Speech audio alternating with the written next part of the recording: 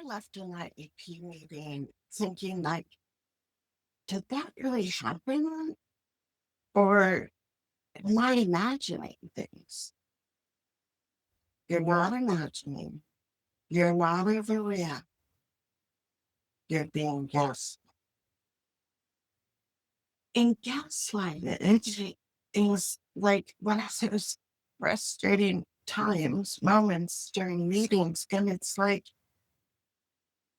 the staff is using it as this psychological manipulation. And that's really what it is. And it's made to have you doubt your memory, doubt your judgment, doubt your hearing, right? Did I really hear that? And in IEP meetings, it might sound like, oh, don't worry, we got that covered. We got that covered. Or it might sound like, um, it's the district policy. Our hands are tied. Or gaslighting might sound like, you know, we've already got that in the IEP. We're good. We're good. Any of these sound familiar to you? Let me know. Say hi in the chat if you're watching us live or in the replay. And my promise to you today is we're going to talk about the three, I think, most common gaslighting tactics that happen during IEP meetings and what you can do about it. So if you're looking for ways to stay quiet, keep the peace, this isn't going to be the right for you. Because staying quiet doesn't protect your child. Staying quiet protects the system. So if you're ready, say ready in the chat. We're going to do it.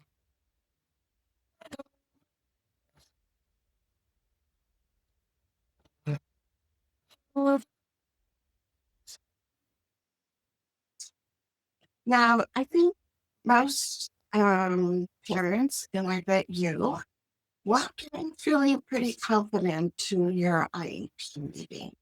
And it's like,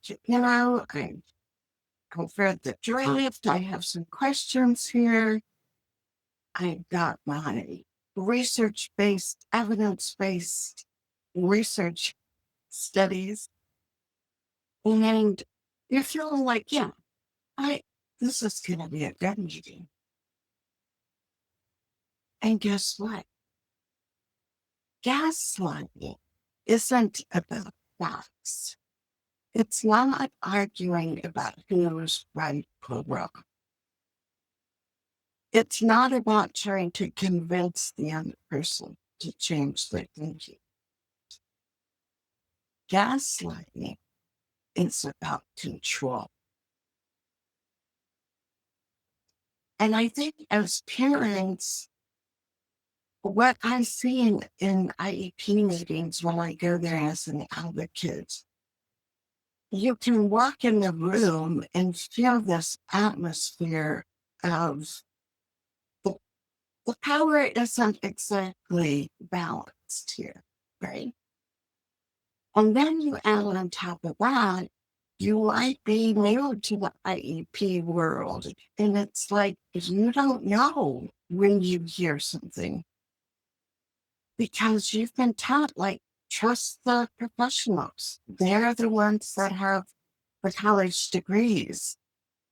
They're the ones that have had so many years of experience. So I don't know if the director says that's the policy. I, I guess that's the policy. So one of the things that I've seen with gaslighting is if you are, I don't know, some people call it like people pleaser. If you don't want to question authority, if you want to try and not rock the boat, you are going to be more vulnerable. to gaslighting. And then you put on top of that, like, how much do you really know about the law, the regulations, your state, the whole process? When there's that imbalance, that's like the prime opportunity for gaslighting to happen.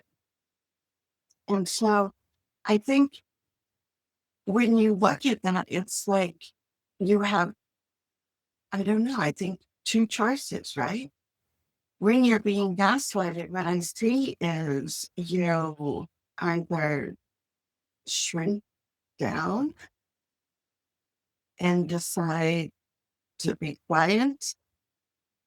So keep the peace here, to keep their relationships good. You've got other kids in the school.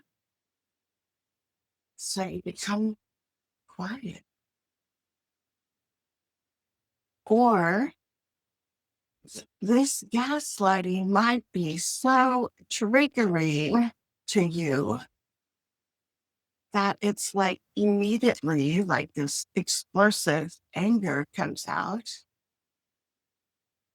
And neither one of those kind of behaviors or feelings are going to be helpful. So what can you do instead? And what can you do to try and recognize what these what the gaslighting is about? So I'm going to give you, let me pull up here, I'm going to give you some, I guess, that frequently used uh, gaslighting phrases. And there's this butter, my friend from Texas says, so true. Yeah, isn't this really, really true? Right. It is, it is, it is. So one of the frequent phrases that I'll hear, and I thought, oh, we should have had a bingo card for, I should make one of those here when you go to IEP meetings and let you hear. But one of the ones that I hear is well noted. You know, this is that well noted dismissal. And sometimes what you might hear is, oh, we'll add your comments to the notes. And the rest is where you want to find that information in your back pocket about reading notes, what's written in the IEP, what's not written in the IEP. Because I know in Idaho, meeting notes are not considered part of the IEP. So one of the frequent things I would hear in Idaho for IEP meetings, and a parent would ask that something be written in the IEP, and the response would be, oh, we've got that in the meeting notes. And it's like, right, either they didn't read the state manual, or they read the state manual and they are gaslighting the parent. Because in Idaho, it specifically says reading notes are not part of the IEP. So you have to know that, and then you have to know how to speak up, right? And call them on that. So here's one example of the phrase "fall back" or the comeback. When you hear, oh, yeah, we'll take care of that, we'll take care of that. So you could say, can you show me where that's reflected in actual IP goals or services? And of course, always your tone, how you say that makes a huge difference, right? So if you're going to be like accusatory, like, well, show me where they are in the policy, or show me where it is in the IEP. You know, you're going to get this rough kind of back from the staff, right? So you want to be and more curious. So if you keep, it helps me if I remember the word curious. So you have a curious tone when you ask questions. So you say, well, can you show me? Can you show me where it is in the IEP? either in the goals section or the service section. And, um, when I was saying that it's like, I don't know, Charmaine, are we playing a game here? Oh, I can't be direct. I have to be curious. I have to couch what I say. And that's not what I want you to be doing. Um, However, what I want, and especially at the beginning of meetings, is for us to be, to be where I don't know if the right word is neutral, but where we lower that sense of defensiveness from the staff and from ourselves, right? And that can be really challenging to do if you just run into, three other IEP meetings that we wrote to just. So I totally recognize that. Um, as much as we can, if we can start off with positives and more conversation, um, and curious and wanting to listen, that can be helpful.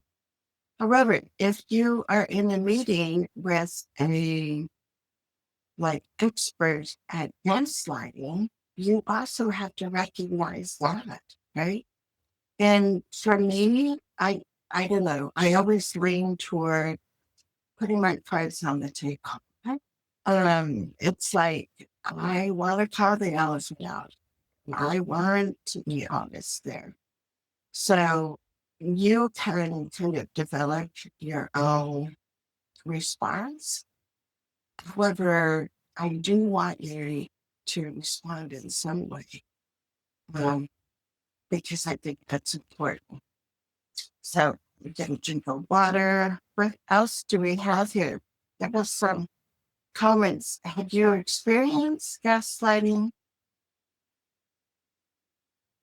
when you've been in meetings, and does it happen frequently? So let's get some interaction going, right? The second tactic that I hear a lot as far as gaslighting tactics is, sorry, that's policy. Our hands are tied.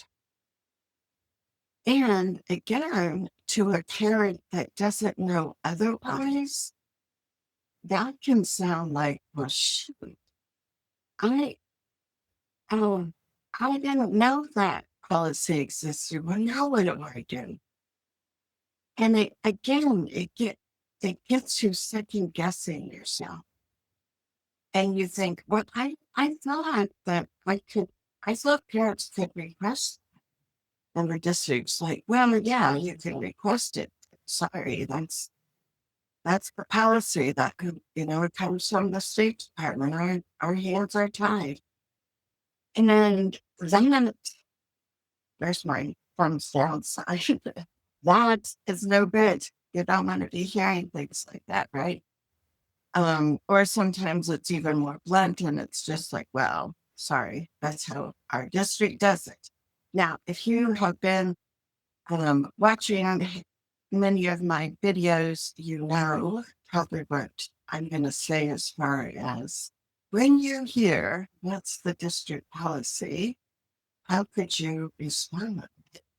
And this is a great advocacy mantra to keep in your back pocket because you simply ask, I want to understand this better. Can you show me the policy or the part in the state manual that says that? And again, your tone of voice is going to be important, right? Um, but yeah, it's when what I find is a lot of times when you're asked to see the policy doesn't exist. And it's like, oh no.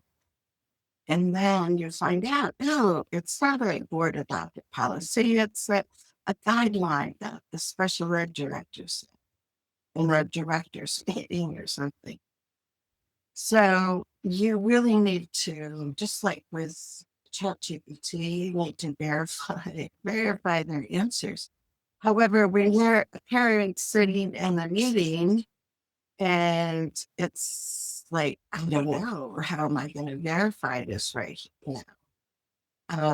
And that's why it's always a good tip for you to bring someone with you.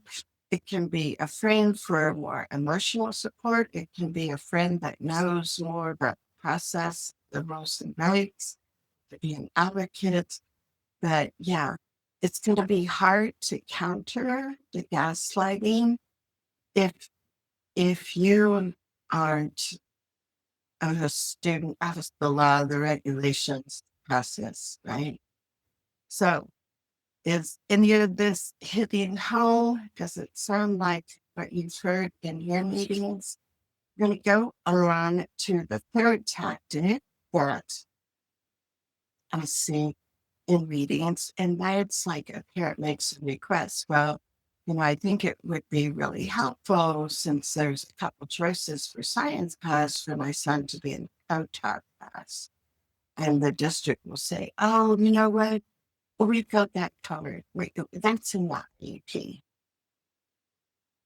And you say, oh, huh. So again, this is one of those times, right? That you're going to have to verify that what you're asking for is really covered in the IEP. So you could say something like that.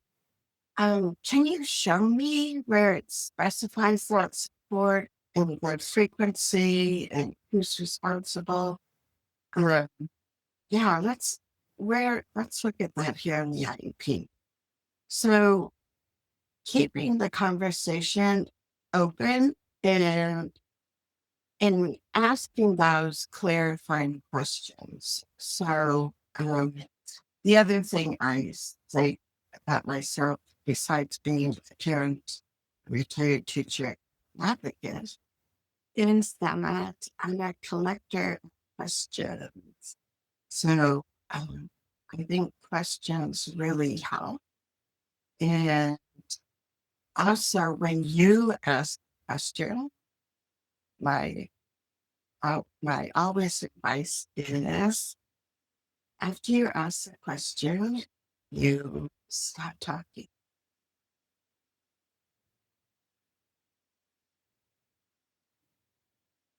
And it might feel uncomfortable,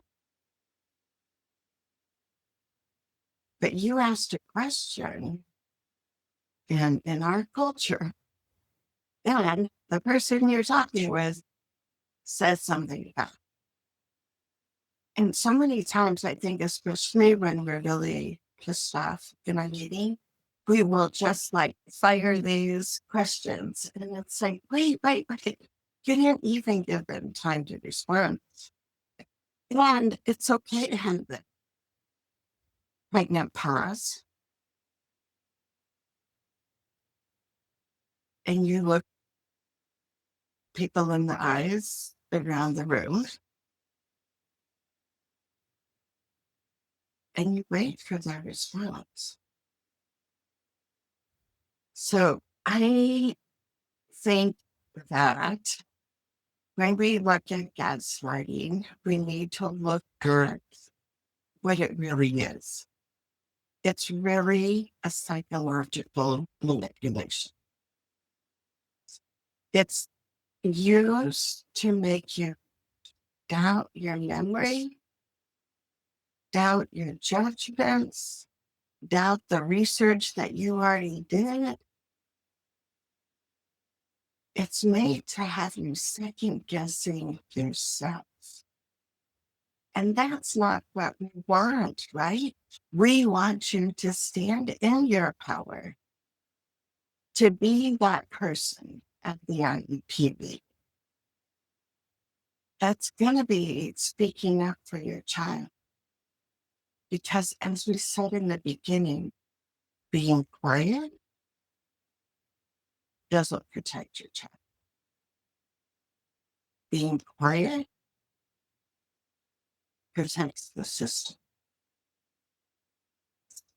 So if you have been gaslighted and you would love some more conversation or some more you know, tips or pointers that you can use, just let me know in the comments and I can circle back and give you some other resources.